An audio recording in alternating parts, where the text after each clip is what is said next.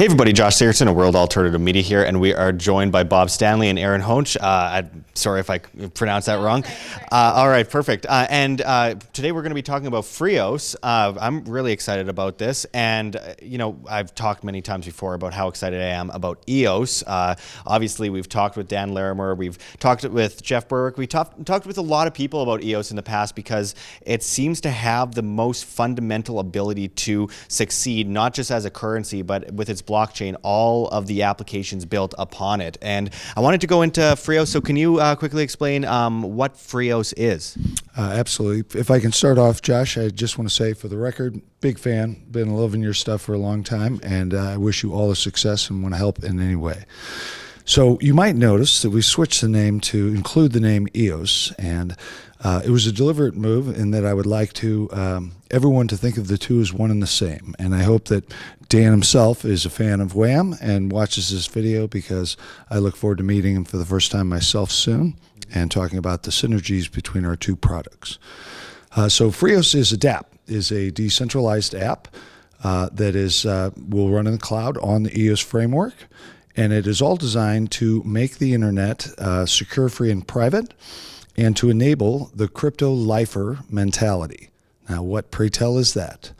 The crypto lifer mentality starts with the recognition that cryptocurrency, especially really cool privacy cryptocurrencies like Dash, are inherently more real, more deflationary, more stable, even despite wild swings, than fiat money, than, unfortunately, the money shoved down our throat by central banks. And so the next thing is the realization that, given all of that, the first thing woke, smart young people want to do is to figure out a way to get their income, their basic income, coming into them in crypto, rather than going to, the cube downtown wearing the khakis, sitting in a cube doing a job that may or may not thrill you, give you any passion in your life, but you have to do to make the money to pay your rent, etc. And so what I'd like to do is introduce Erin Hoensch, who can explain a little more about what our app does and why we're doing this. Yeah, absolutely. What do you have to say? Okay, so what Freos has produced is a device that you can plug into your computer, and from there it reboots, and it basically creates a new operating system that we have put onto the software on our USB drive. From there, what it does is it gives you a free and safe internet. So it doesn't save your browsing history. It doesn't sell any of your data to third-party companies. It's one of those things where if you type something onto Google and you go on your Facebook 10 minutes later, usually what you'll find is an ad of what you just looked at Google. And a lot of people are very creeped out by that, naturally. So we've created a way for that not to happen, and we are going to implement a crypto hard wallet on it eventually. And so, as well as educational videos on how to kind of bridge that gap between an older generation and people who just don't understand cryptocurrencies, showing them basically how to use Bitcoin, what is crypto, and how to live a crypto lifer mentality, how to get out of the 9-to-5. Yeah, absolutely. That's one of the big things that we all look forward to is, we look at a lot of people and they work 50, 60 years in, at McDonald's type places or even at their office job, and it's not fulfilling to most people. And this provides a way for people to get out of that. And obviously with these red pills that we've seen hanging around the area here at the Red Pill Expo, of all places, interesting correlation there. I wanted to kind of just hit at you a little bit, Bob, about, please, yeah, absolutely. I'm looking forward to your answers, because I do have questions about, the safety. So, for example, one of the things that we see in Tor, for example, is JavaScript is one of the things that you almost need on most websites, and it collects information and sends it to the government. And so you could use Tor, but you could still be sending your information elsewhere. What kind of alternative or fix do you have for that? Excellent question, Josh. There are known vulnerabilities of Tor. I don't know if you know the history. It's sort of a gift from the hacker community, but it originally came from the United States Navy. It was used as a secure communications protocol by the U.S. military, but in particular the Navy for ship-to-ship communication. It's been around for quite a while, and there's some known vulnerabilities that new technology like JavaScript have enabled. Tor is sort of the least important component of our overall 5-piece security shield. And Tor is really effective. The reason why we don't drop it out altogether is because we want people to be able to jack in with the red pill at work without alerting the perhaps snoopy sysadmin who says no one's allowed to do anything other than work while on their gerbil wheel at their regular job. 5, yeah. Exactly. So we want people to be able to check in and see if they've got new schedules for their moonlighting job, which we hope very quickly will bring in enough income that they can quit their gerbil wheel job altogether. Also, the other piece, Tails, has some known vulnerabilities. It is generally viewed by the hacker community as complete, but there are some known things that we're on top of. That we've taken additional steps that are somewhat proprietary, but I'm at liberty to discuss them because I'm the arm-waving sales guy, and I don't really know enough that I can blow any of our cover on the secret stuff we're doing. Okay. Well, I wanted to ask you actually about something that we've seen historically with people who have attempted to create some kind of free internet that doesn't collect a bunch of information, mainly Ross Ulbricht and the Silk Road. So we know what happened to Ross Ulbricht. We know he's in jail. We know that his mother, Lynn Ulbricht, who's an incredible woman, by the way, has been fighting to get him released, but to no avail so far. They've been throwing out the case basically every single time, and the guy's looking at decades and decades in prison for creating an online marketplace that's free for the people. So what is your take on that, and how are you going to avoid getting into a situation like Ross Ulbricht? So it's a couple of pieces. First, the entire case of Ross Ulbricht is an American tragedy. We should be ashamed of ourselves for allowing it. He wrote code, okay? And his demise did not bring down the dark web. All that it meant was Silk Road, the one noble enterprise on the dark web that focused strictly on consensual transactions, people that wanted to buy plants to consume in their own body, people that wanted to have consensual sex with adults on their own body, were all that was being sold on Silk Road.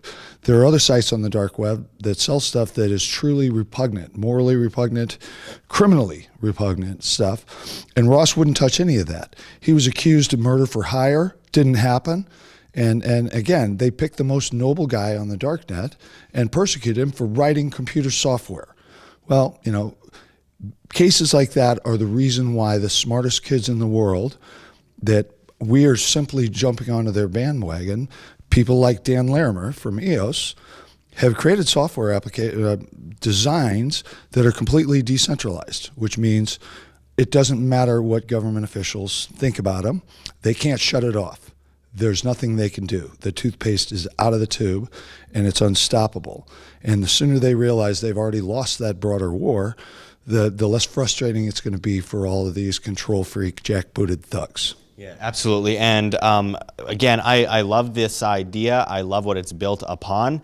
But of course, I have to be hard on this guy over here. And for that reason, I have to ask you, before I go to Erin, people will look at these USB sticks, and unless there's really great marketing and they can trust it 100%, they're like, oh, someone told me to put a USB into my computer, and why should I trust putting that USB into my computer? We understand that, we come from an untrusting community and a community that questions absolutely everything.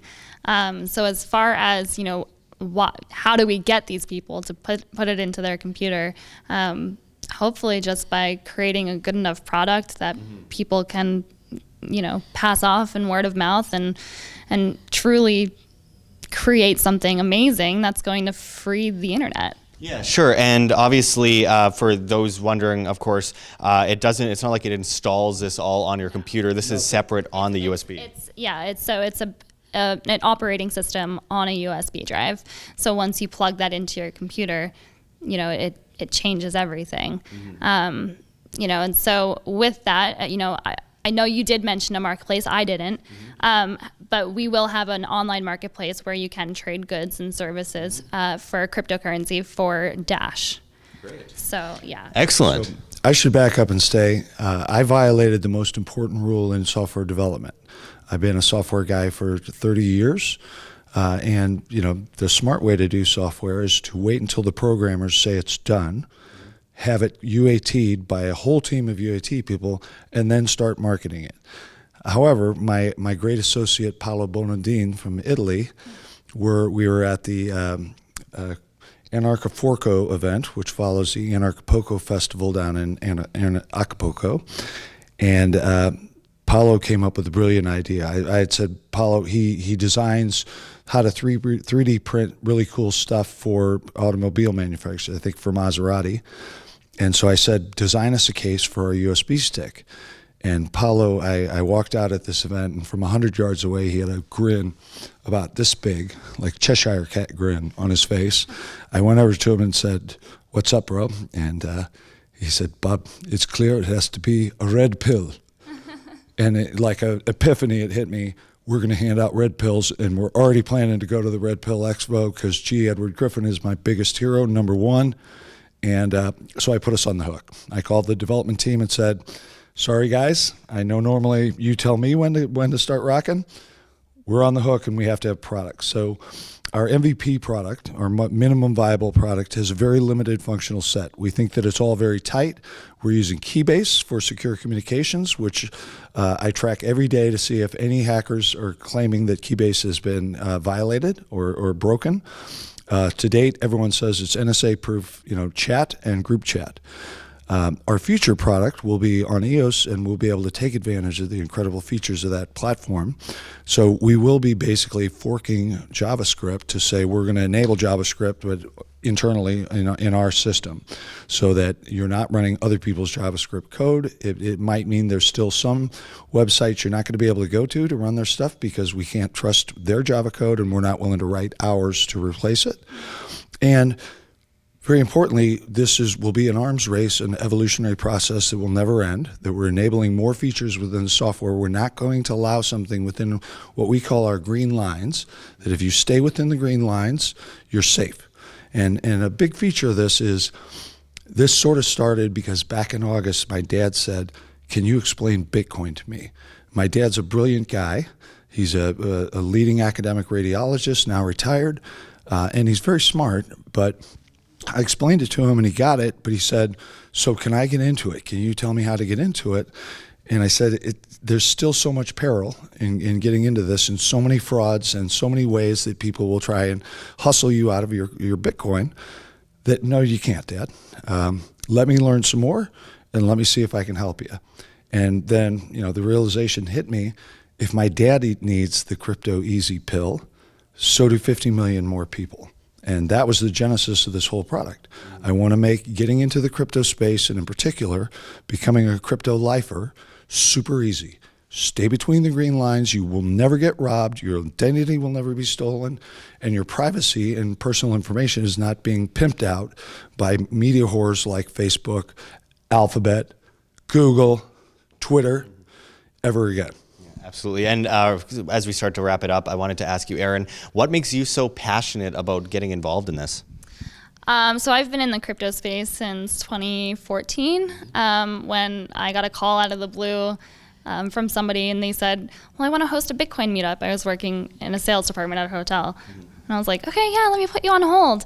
And put him on hold, and I went to the computer, like, Bitcoin for Dummies, because I had no idea what he was talking about. And it kind of just spun from there. And I'm involved in it every single day. I eat, breathe, and don't sleep crypto.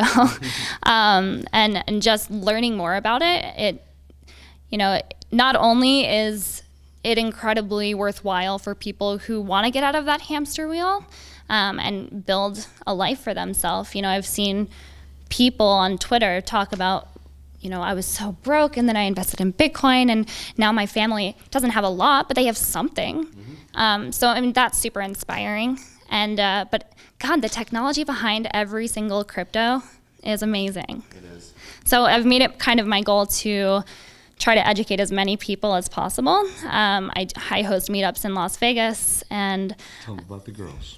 yeah, so I'm actually hosting a new meetup, Satoshi is Female Las Vegas chapter, my goal is not to make this like a feminazi kind of thing, but it's just to bring more women into crypto and be like, look at all this technology. Look what this can do, you know, and hopefully create people, or, you know, help people create their own destinies and being CEOs and developers or just investors in the crypto space. Yeah, well, that's real feminism anyway, independent women actually making it in the world, and that's awesome, actually. But as we wrap it up, you kind of alluded to how you got into it, but what makes you so damn passionate about it? Well, was blessed to red pill myself up in 1994. And back then, that is, again, before the World Wide Web appeared, before Netscape, when information was very hard to find online. There's an organization that's here at the conference called the John Birch Society that ran bookstores back then called American Opinion. I walked into one not knowing what to think, you know, this little den of subversives, and this book almost jumped off the shelf, The Creature from Jekyll Island. I read it, subsequently went back to the JBS and bought every other book in their thing, and my life has never been the same again. G. Edward Griffin literally saved my life. Before we go, I really want to say something really important. I want to brag on Erin and my team. I am the most I'm the most blessed guy that I've been able to recruit the most talented individuals I've ever met in my life onto my team, and they all were willing to help on the come. You know, 2 months ago I didn't have any money to pay anybody. You know, we were barely making enough to keep this thing moving forward. And they were all passionate about the idea, about the potential, and were willing to help. And so officially I want to announce that yesterday we became what's called a Starfish DAO, which means even though I'm certainly going to stay in the arm-waving, trying to bring the word to the community role, I've turned over the entire operations of the company to my team. Okay, so for you JBTs out there that are thinking there's some way you could stop this by putting me in a cage and taking away my internet access, not going to happen. The team will move on without me. Thanks. Yeah, and every good thing comes from the heart with no money, so that's always a good start.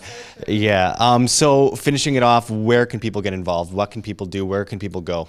So the most important thing is to go to Freos.io and sign up for our newsletter. We may have some limited availability red pills tomorrow. Basically, we're not going to ship software until we're certain it's tight. And there's been a couple of things uncovered. We were planning to load a bunch last night. It didn't happen, and it may happen tonight. We'll see.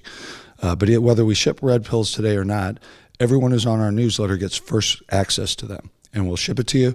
One very important thing is we want your address, and you can use a proxy address if you want. We never want anyone who's a client of Freos.io to identify themselves to us, so that there's no way, you know, security is a chain, and the first chain is, well, did the people you get this thing from log it all in with their KFC rules and ask for your phone number and address and everything else so that there's some records that could be seized that would give up all of our clients. We're never, ever going to allow that to happen. We refuse for it to happen. All right. Do you have any closing thoughts? I do. So actually, this is what I've been saying to everyone who's been approaching us at the booth at Red Pill Expo. But for me, like, I do educational content for Freos, and so I have no educational. Oh, I mean, there's a lot of educational content out there, but like, I really want to kind of tailor my videos to people's actual concerns and their questions. So if anybody has any questions about cryptocurrency, how to get involved, if you have a certain coin in mind but you can't find their white paper or whatever it may be, you can always email me at Erin@freos.io, and I'll tailor make a video for you explaining exactly, you know, whatever it is you need to know and kind of addressing your concerns along the way. Awesome. Well, this sounds great, and I'm looking forward to catching up to you soon. This is one of those innovations that we are hoping to see more often in the markets, and we're seeing them come out every single day now. The decentralized blockchain technology cannot be stopped at this point. We are seeing just a domino effect of one innovation after another, and this is one of those great innovations. I believe that, and I say that as someone who is not being paid to say that. I'm serious. I'm actually very excited about this whole endeavor, and I hope you guys the best success. Thank you. Thank you. We'll get you a red pill stick.